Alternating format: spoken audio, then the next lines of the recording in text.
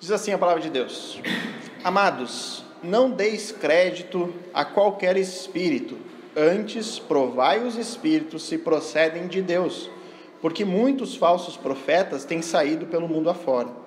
Nisto reconheceis o Espírito de Deus. Todo espírito que confessa que Jesus Cristo veio em carne é de Deus, e todo espírito que não confessa Jesus não procede de Deus. Pelo contrário, este é o espírito do anticristo, a respeito do qual tendes ouvido que vem e presentemente já está no mundo. Vamos orar uma vez mais. Querido amado Deus, nós pedimos agora, Senhor, a Tua direção, o Teu cuidado conosco, diante da palavra de Deus, diante dessa exposição do texto bíblico, Pai. Que possamos ter todas as verdades bem claras no nosso coração, Senhor, tudo aquilo que o Senhor nos revela através da palavra de Deus, sabendo que humanamente, Deus, o ser humano, ele está incapaz de se sujeitar a Ti e a Tua palavra. Que isso não opere em nossos corações e que o Espírito Santo de Deus é que venha a nos dobrar diante de Ti, Senhor, reconhecendo nossa total incapacidade, Pai. Essa é a nossa oração em nome de Cristo.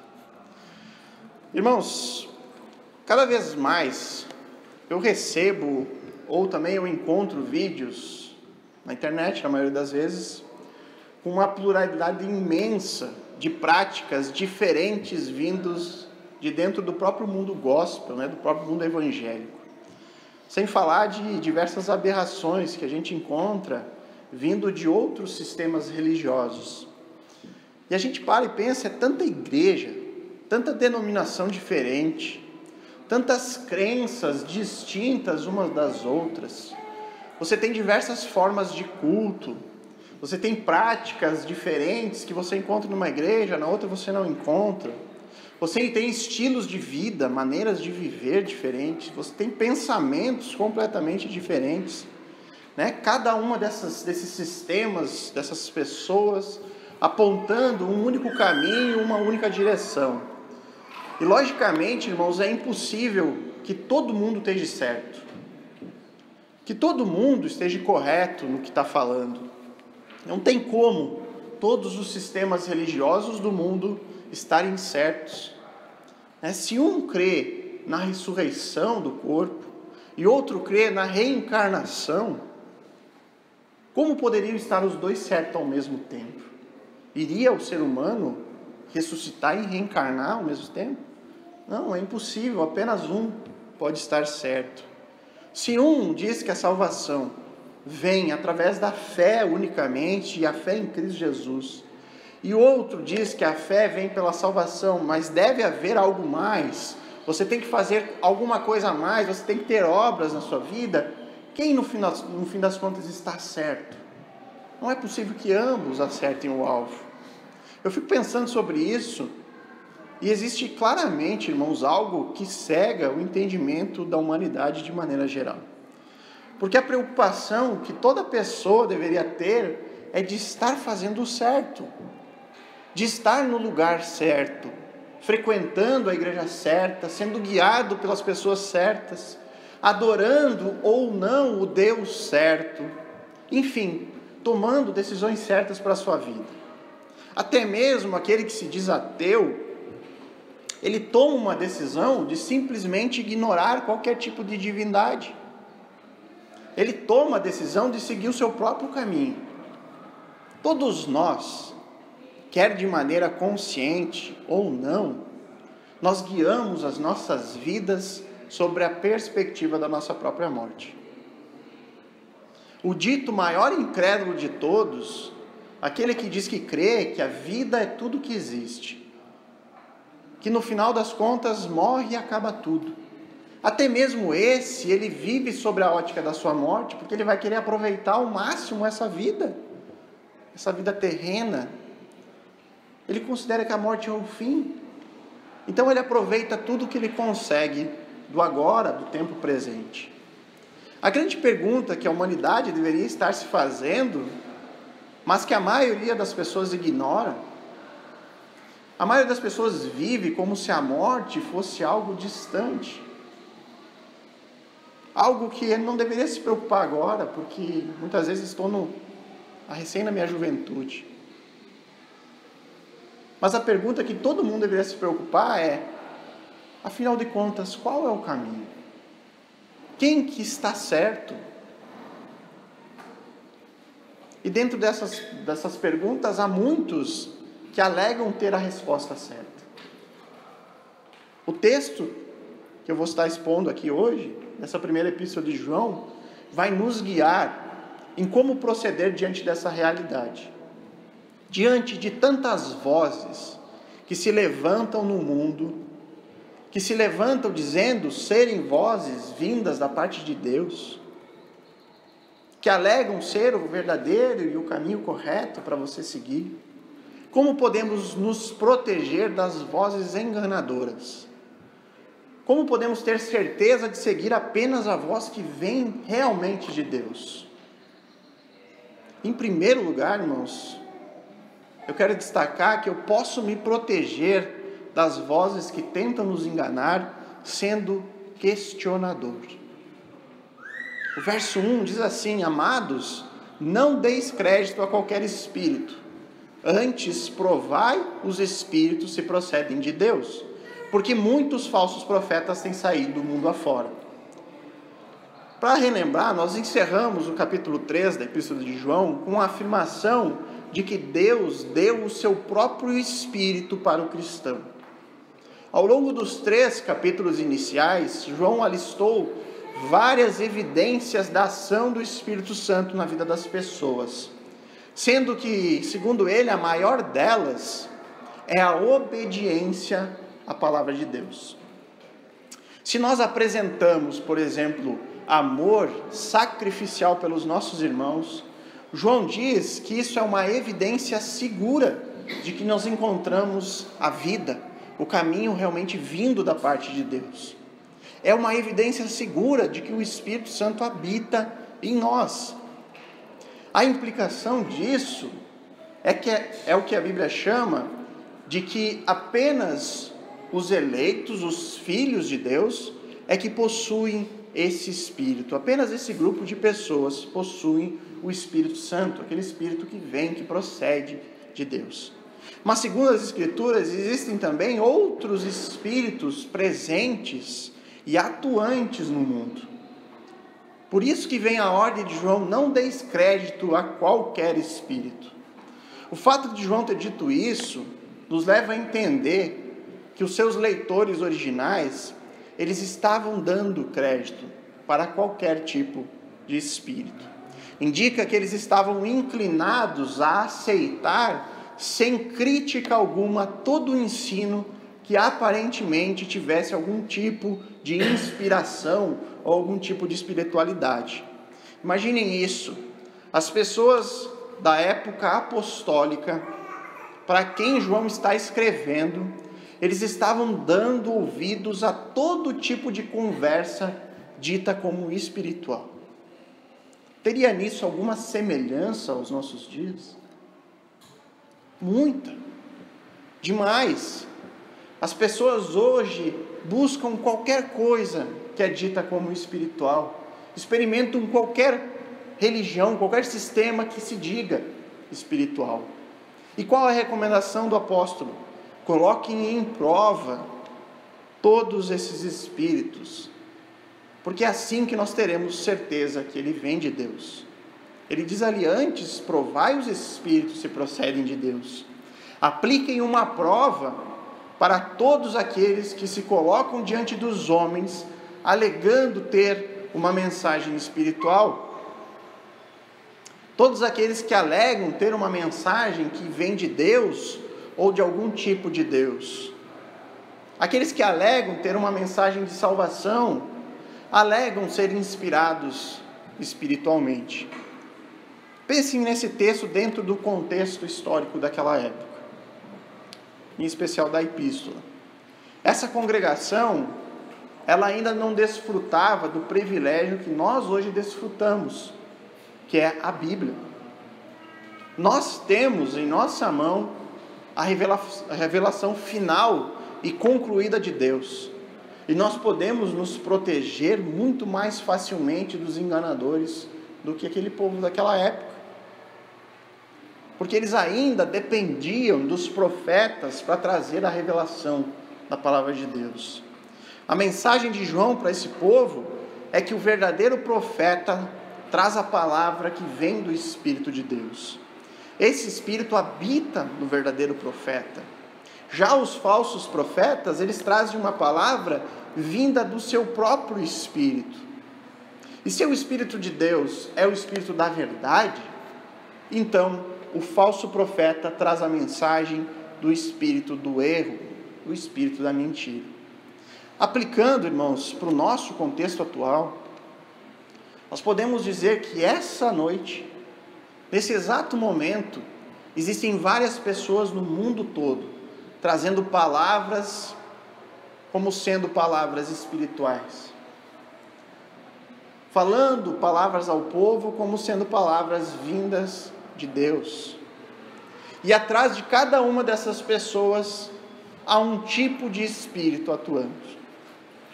E da mesma forma que João diz que no final das contas existem apenas 2 famílias no mundo, nós já vimos isso em outro texto, nesse caso também, no fim das contas, existem apenas 2 tipos de espírito.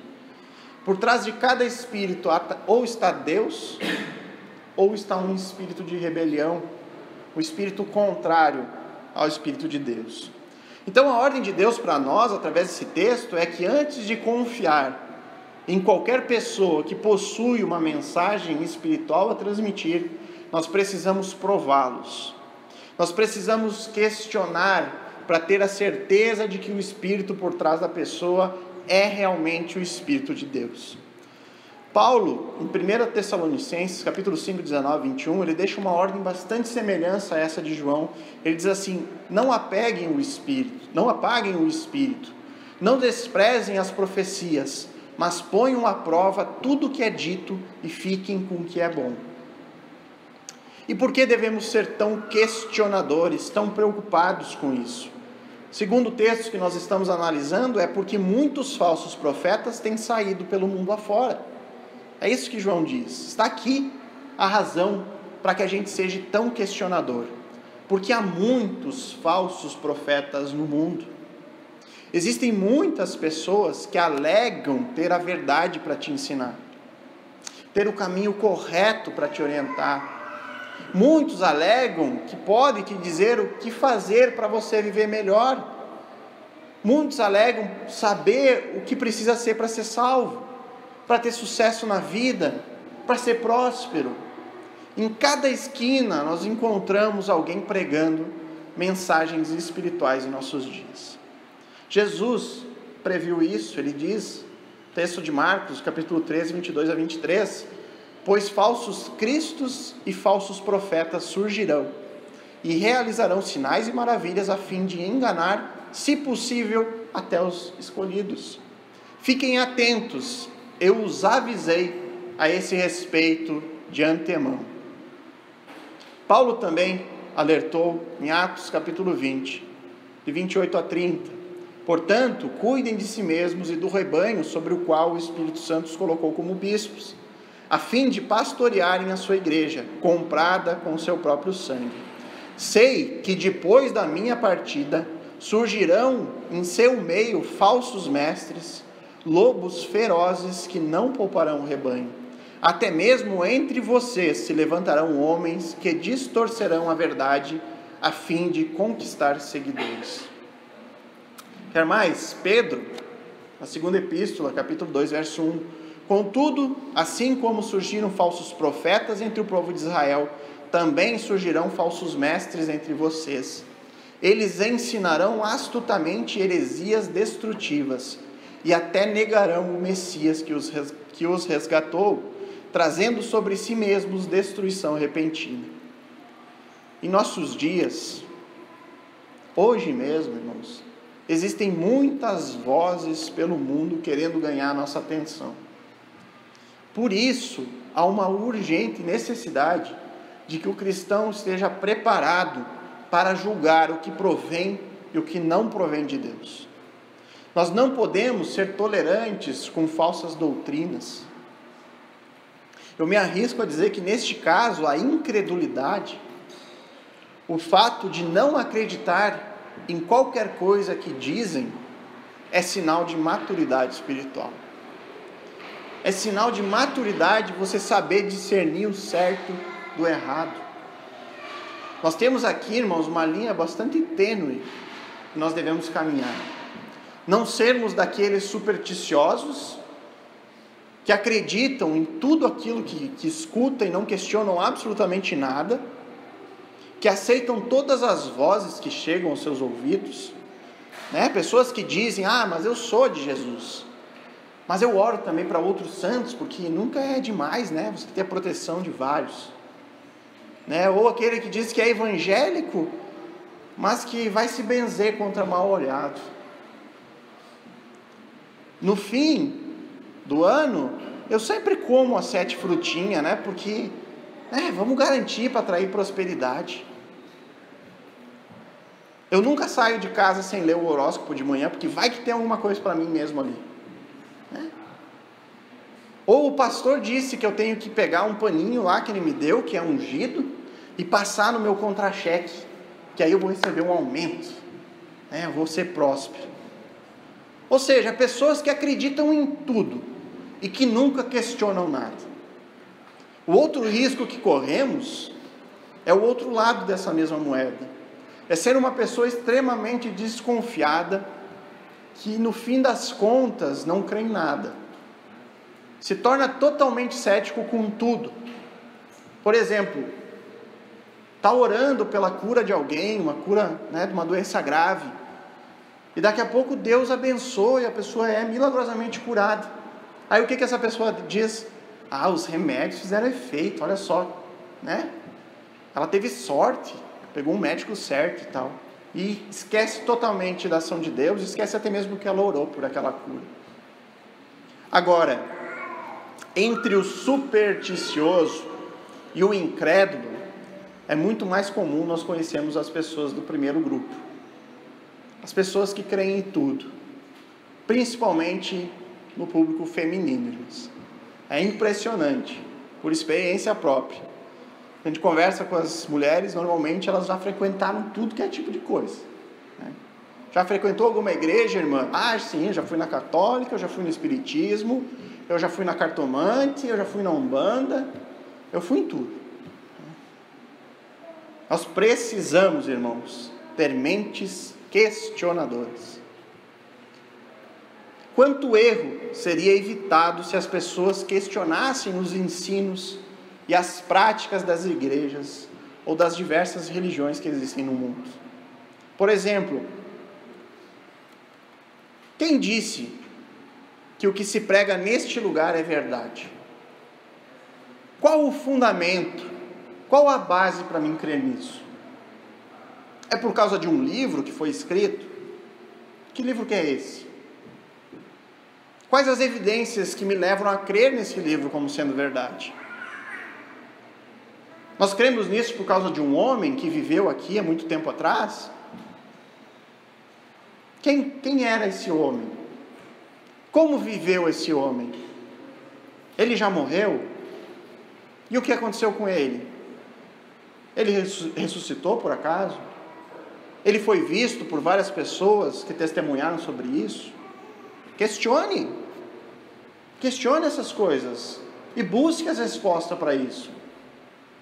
Falando mais diretamente da fé cristã, se Jesus disse que não podemos servir a 2 senhores, que o homem não pode servir a Deus e ao dinheiro, por que na minha igreja só escuto falar de prosperidade?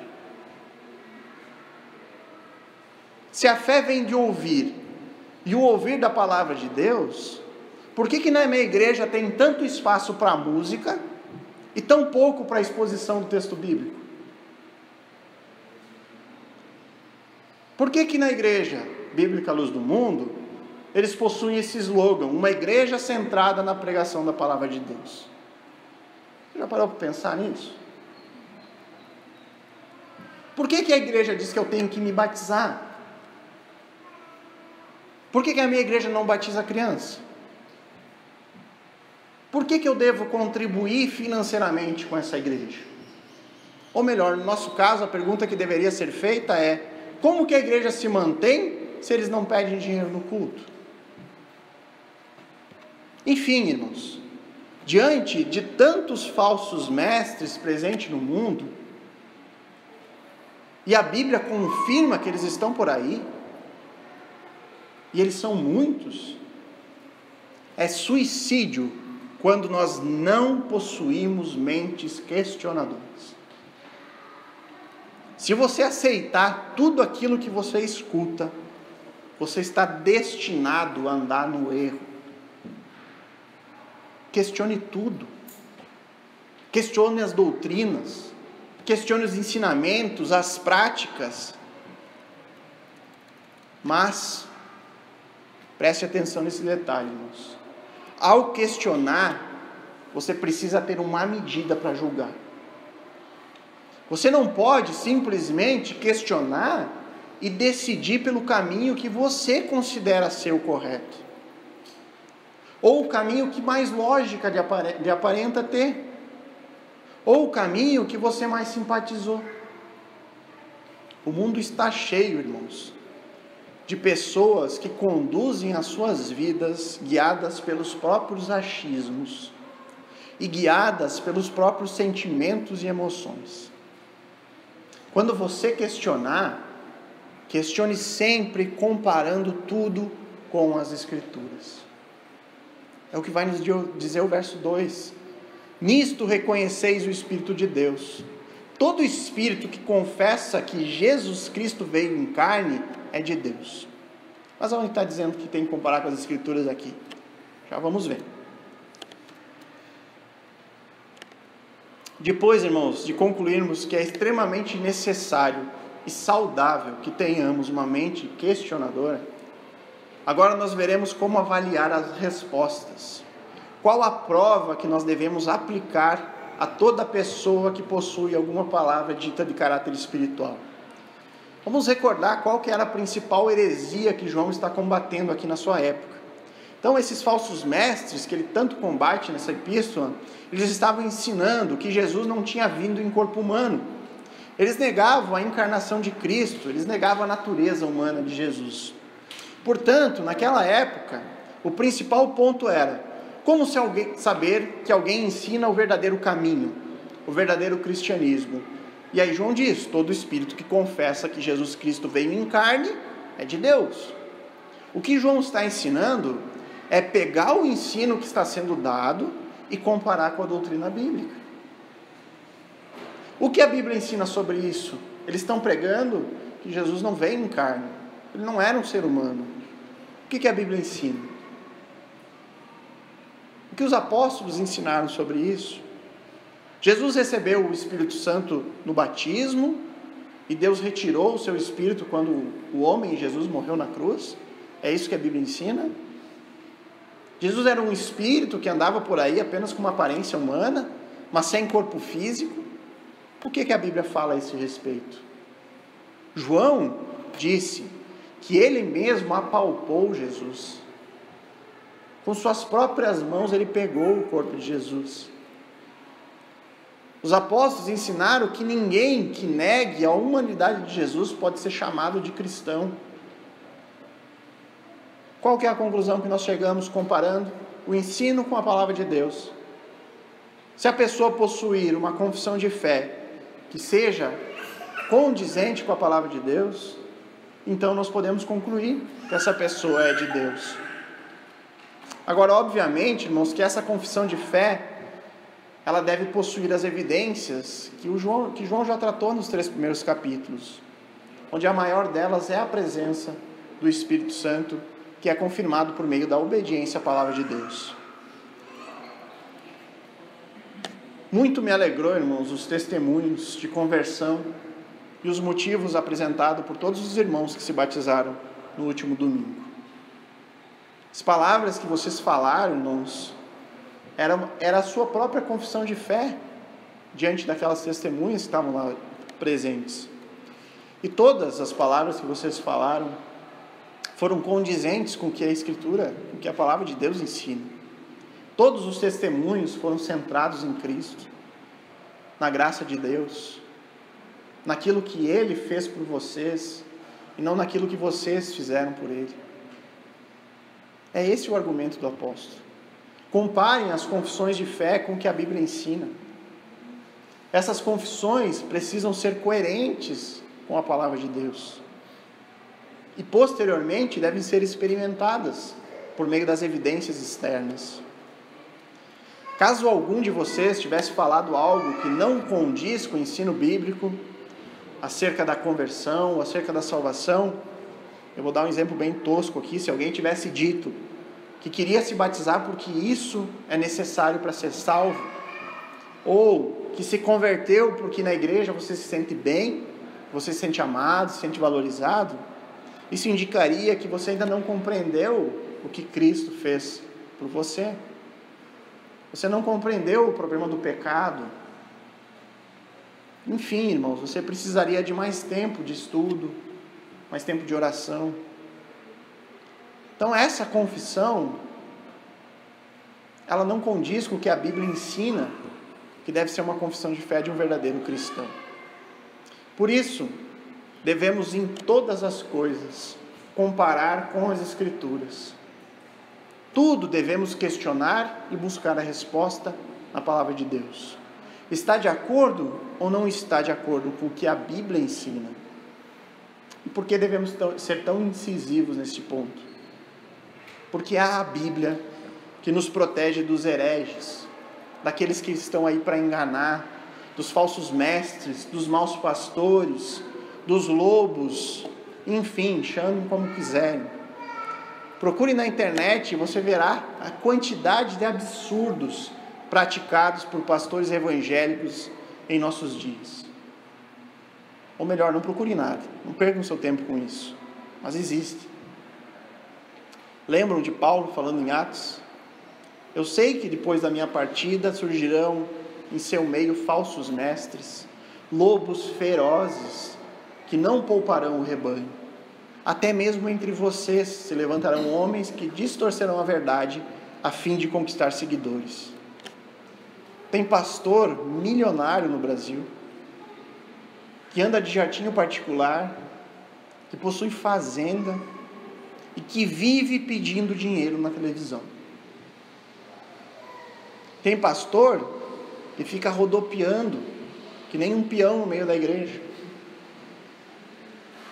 Tem pastor que anda como se fosse uma celebridade e que não conhece nem os próprios membros da sua igreja, do qual ele nunca cumprimentou a mão. Tem pastor que dá saquinho de sal para você levar para casa, para botar na comida das pessoas, dizendo que aquilo tem poder de converter alguém. É tão bizarro, irmãos, que tem pastor cuspindo na boca das pessoas, dizendo que aquilo tem algum tipo de poder espiritual. Tem vídeo para provar isso. Por mais absurdo que pareça, tem muito mais pessoas nessas igrejas, desses lobos ferozes, do que nós temos hoje aqui. Igrejas lotadas. E aí a gente fica pensando, como que pode? Como é que pode um negócio desses? E tem gente que fica na frente para receber guspe do pastor. Como pode tantas pessoas sendo enganadas em situações tão humilhantes que nenhuma pessoa com sérios problemas mentais ficaria com a boca aberta para uma pessoa vir ali cuspir? Pois é, irmãos, mas eu sei que há pessoas aqui que já levaram o saquinho de sal para casa. E eu fui uma dessas. Então eu estou junto no barco. No meu tempo de mocidade, quando eu ainda tinha cabelo, eu também frequentei esse tipo de igreja. Mas o que mudou? Daquele tempo, o que mudou em mim, o que mudou em você, que a gente vê essas coisas hoje e acha um absurdo tremendo? O que existe de novo em nós é uma atitude questionadora, que compara tudo com o ensino das Escrituras. Hoje, você está protegido desse tipo de pastor por conta disso. porque você obedece às Escrituras. Você não obedece mais a homens. E isso, irmãos, é a evidência da ação do Espírito Santo na nossa vida. Por isso, a Bíblia tem o poder de nos livrar dos hereges e, consequentemente, ela nos livra das heresias e daquelas práticas que são antibíblicas. Quanto tempo perdido nas igrejas do mundo todo, com pessoas trazendo novas revelações. Quanto tempo perdido com culto ao demônio, onde eles ficam lá horas expulsando demônios das mesmas pessoas toda semana. Quanto tempo perdido com momentos emocionais, com apelos infinitos, enfim. Irmãos, eu imagino que a maioria de vocês saibam dessa realidade, mas a pregação da palavra de Deus, na maioria das igrejas do Brasil, não passa de 20, 25 minutos. E para agravar a situação, na maioria dos casos, nem podemos chamar de pregação. Fica muito mais para uma palestra ou algo pior.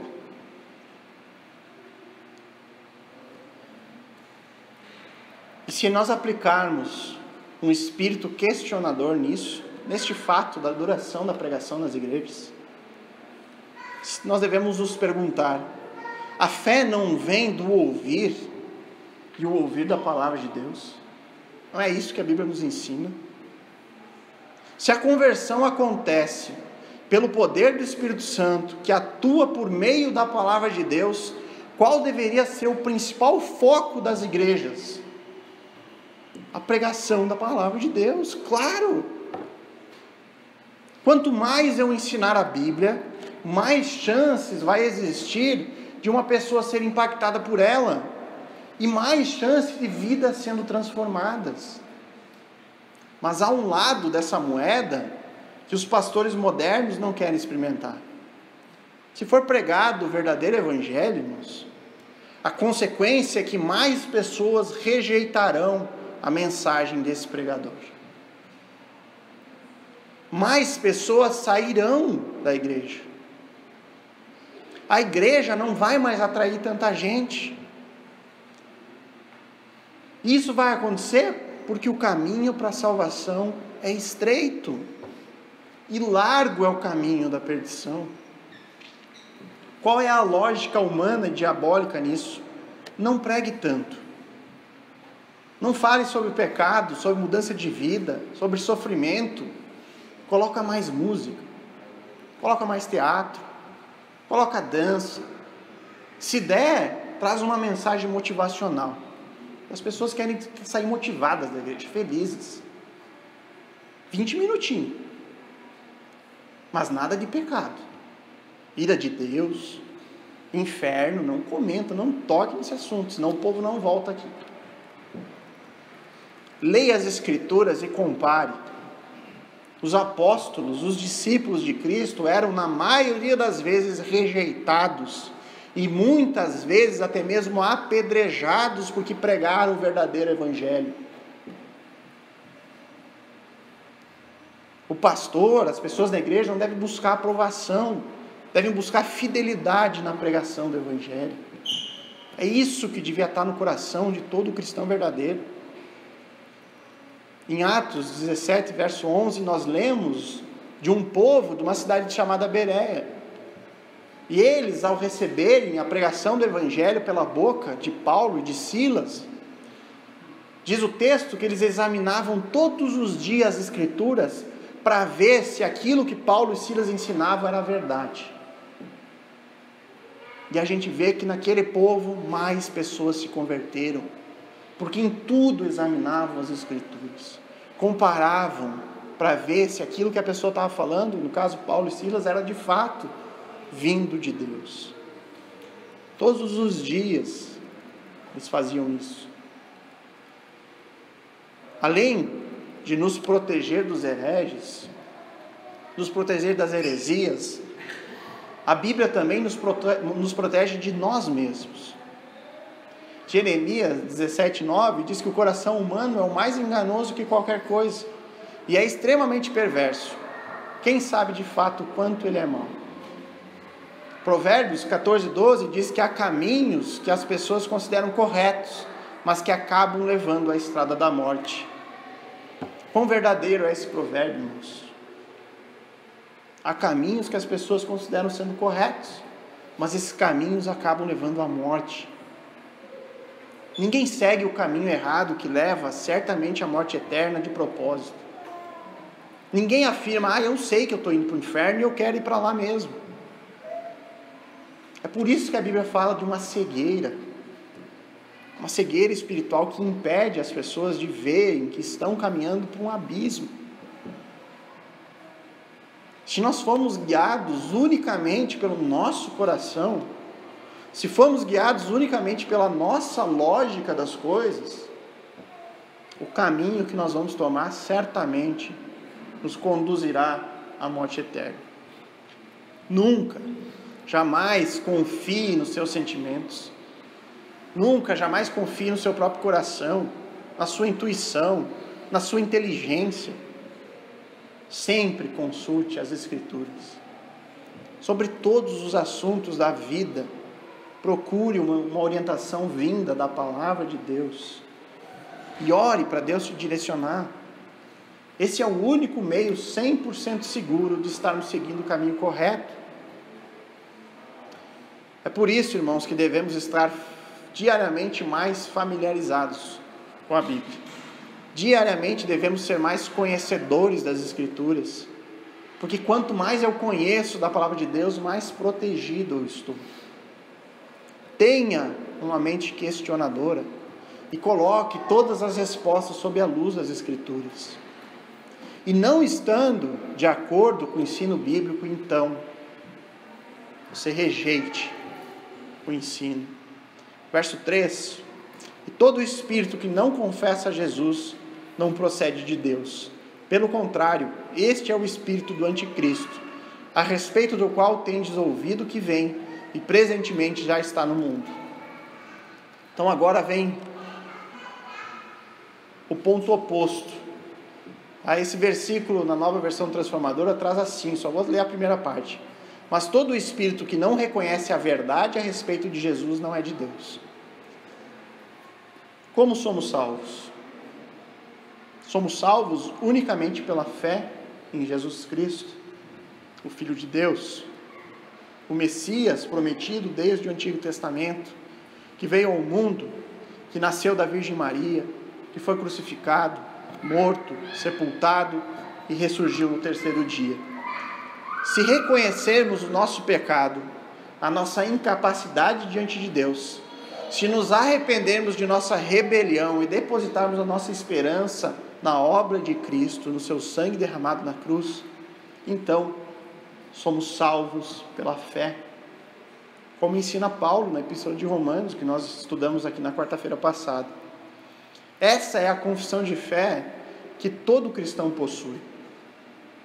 Todos os salvos, os eleitos de Deus, eles confessam essa mesma fé. Agora, todo aquele que não reconhece essa verdade sobre Cristo, ou que erra em algum desses pontos, o espírito que atua nessa pessoa não provém de Deus.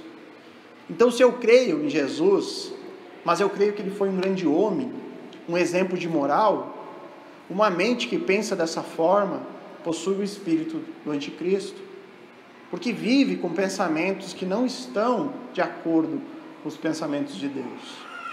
São pensamentos que estão em contradição com a palavra de Deus. Eu creio na salvação por Jesus, mas eu creio que a gente tem que fazer a nossa parte. Nós temos que ir na igreja, nós temos que fazer caridade, porque senão ia ser fácil demais. Espírito do anticristo. Eu creio que Jesus foi criado por Deus, da mesma forma que Deus criou os anjos. Espírito do anticristo não confere com a palavra de Deus.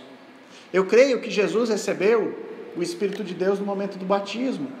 Ou creio que Jesus era um espírito errante, que nem dizem os hereges da época do apóstolo João. Espírito do anticristo. O ponto fundamental da fé cristã é o que cremos sobre Jesus Cristo. A nossa salvação depende deste conhecimento. Você pode errar, irmãos, sobre os detalhes da volta de Jesus. Você pode errar sobre batizar ou não batizar as crianças. Você pode errar sobre a questão dos dons espirituais.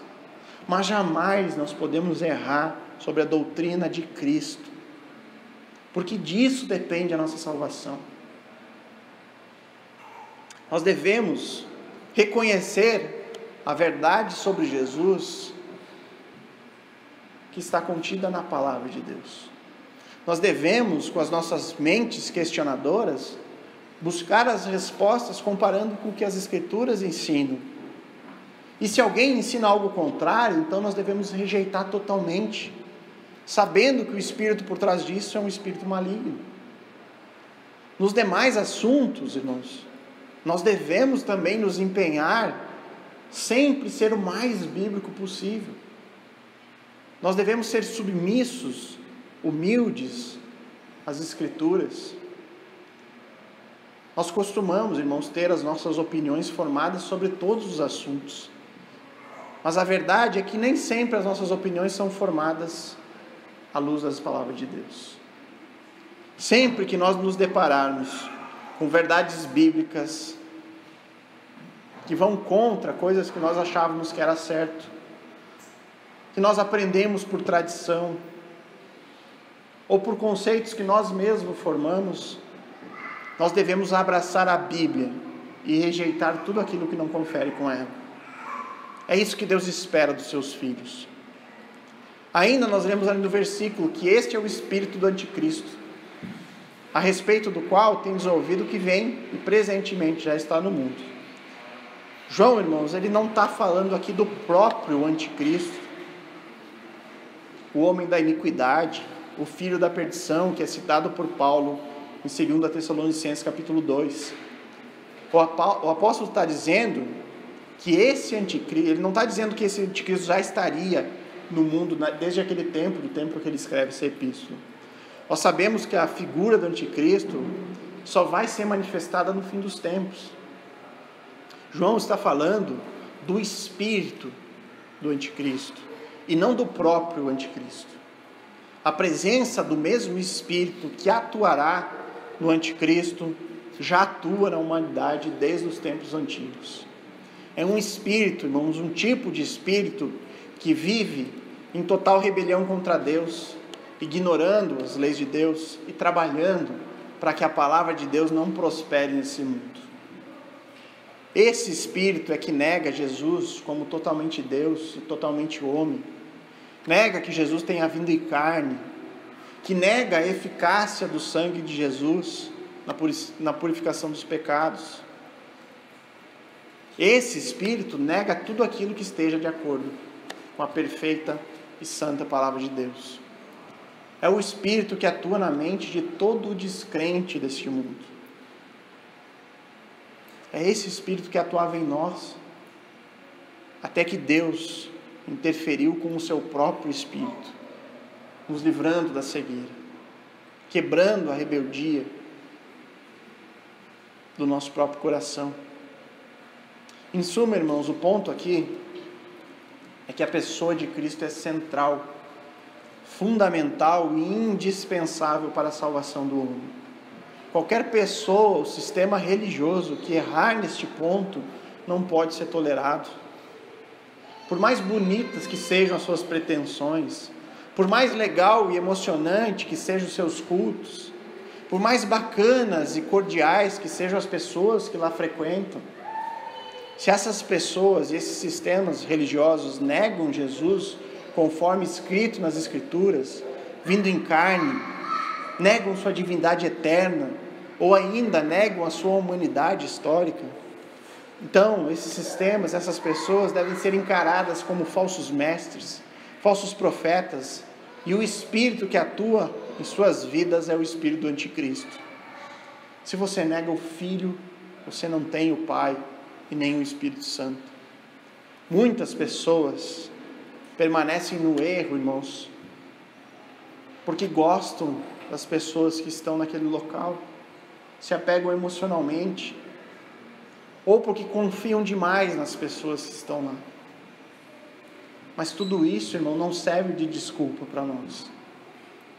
porque nós precisamos ter mentes questionadoras, que comparam tudo sob a luz da palavra de Deus. E sempre que nos depararmos com algo que contradiz a palavra de Deus, então o verdadeiro cristão, ele não hesita em abandonar essas práticas. Nós aprendemos hoje, irmãos, para nos protegermos do erro, para nos protegermos das pessoas que ensinam doutrinas influenciadas pelo Espírito do Anticristo, e também para nos proteger de nós mesmos, nós precisamos ter mentes questionadoras. Nós precisamos questionar tudo aquilo que nos é ensinado, mas questionar e comparar tudo com a palavra de Deus. O que ela ensina? Ela é a verdade, irmãos. Não é o que eu digo, ou que qualquer uma dessas pessoas dizem. É através da palavra que eu possuo um guia, uma bússola que vai me dar um norte em todas as coisas. Todas as áreas e assuntos eu encontro orientação da palavra de Deus. Pode ser assuntos de caráter pessoal ou de caráter eclesiástico, de vida na igreja. E seguindo esse norte, eu devo rejeitar tudo aquilo que contradiz as Escrituras. Mesmo que isso signifique abandonar ou magoar pessoas que eu gosto muito, ou locais pelo qual eu tenha me apegado emocionalmente. Busque a palavra de Deus. Busque Cristo na sua vida. Isso é a coisa mais importante que a gente tem para fazer neste mundo. Para quando a gente chegar ao fim dessa jornada, porque todos nós vivemos sobre a luz, ou na expectativa do dia da nossa morte. Quer você esteja consciente disso ou não, nós moldamos a nossa vida sob essa perspectiva.